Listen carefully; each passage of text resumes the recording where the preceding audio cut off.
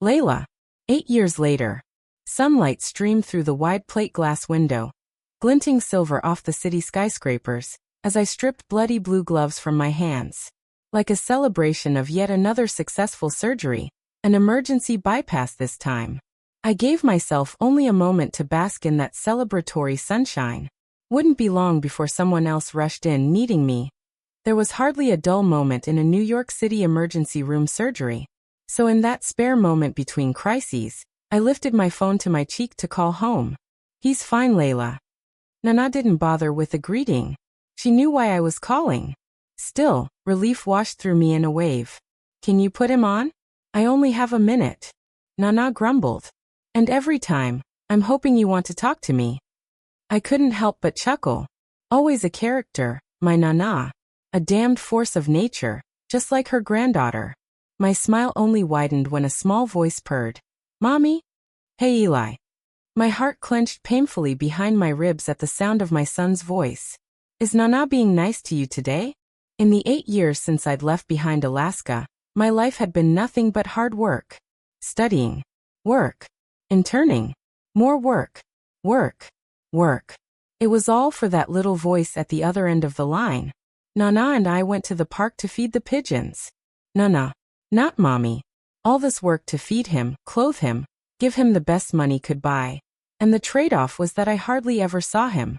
Nana cared for him, of course, just like she'd cared for me. That's so good.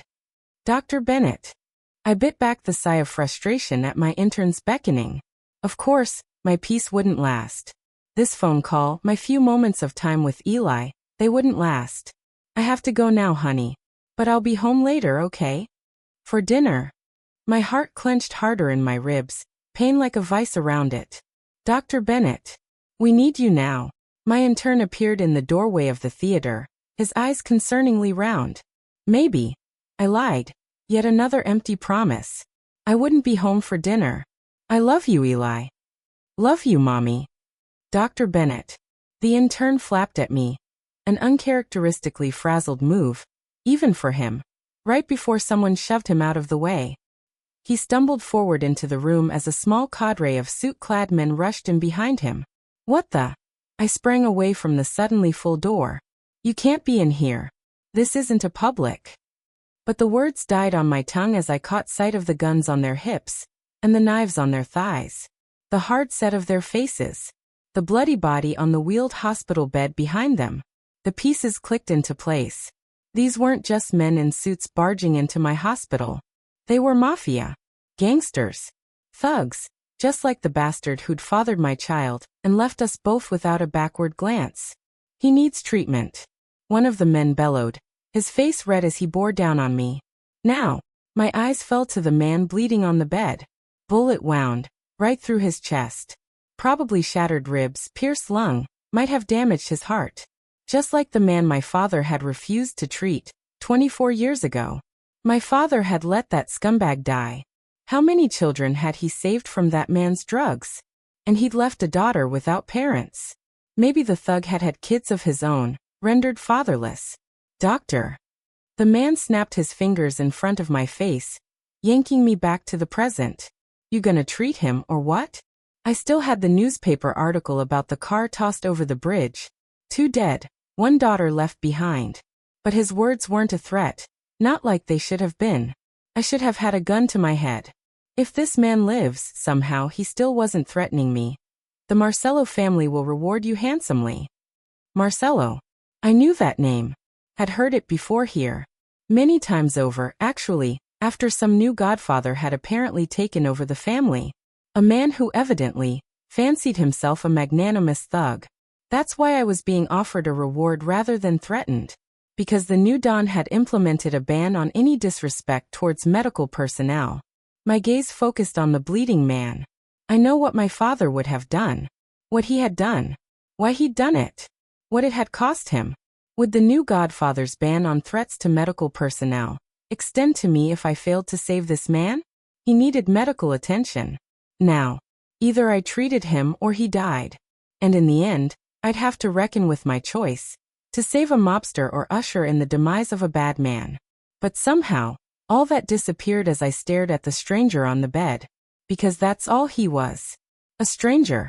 A man bleeding out, who needed my help. Who I could save. Now or never, Layla. I reached for my gloves, met my intern's eyes. Cut his clothes off. His eyes bubbled into rounded coins of surprise. Now, I barked, scalpel already in hand. The answer was suddenly so clear, as I bent over that body. I was a doctor, not a god, not a jury. My job was life. To save it, to protect it, to promote it. It was not, had never been, my role to decide if someone deserved to die. My scalpel cut through his skin. The clock started now, the one counting down the precious minutes of his life, and I couldn't, waste any more. My mind cleared as I worked. There was no right and wrong, no mortal or ethical dilemma. It was just me, my scalpel, the blood on my hands and the body beneath them. I could save this man. I don't know how much time flowed past as I worked. I only know that finally, I was stripping off my gloves again.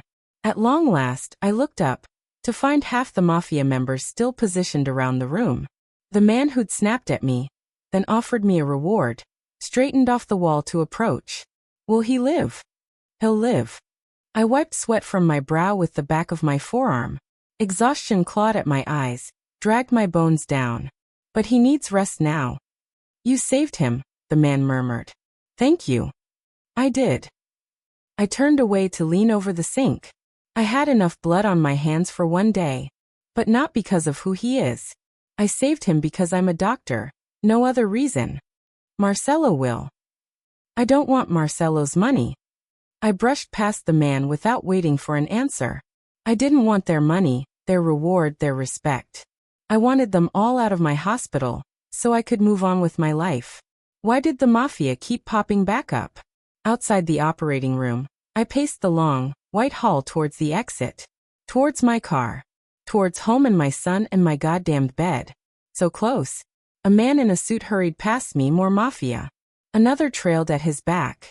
I was so tired it took me a moment to realize they weren't headed towards the room I'd just vacated, but away from it. My steps slowed, faltered, as two more men hurried past. A third rushed by, his right hand pointedly hovering at his hip, like he was preparing to whip out a gun. In my hospital. What the hell was going on? Two more suited men rushed up, and I pressed my shoulders to the wall to let them pass. One muttered into a Bluetooth, fingers lifted to his ear. The tension in the air hung so thick, I could have cut it with a knife. Unease prickled my skin, lifting the fine hairs on my arms. I needed to get out of here. Now.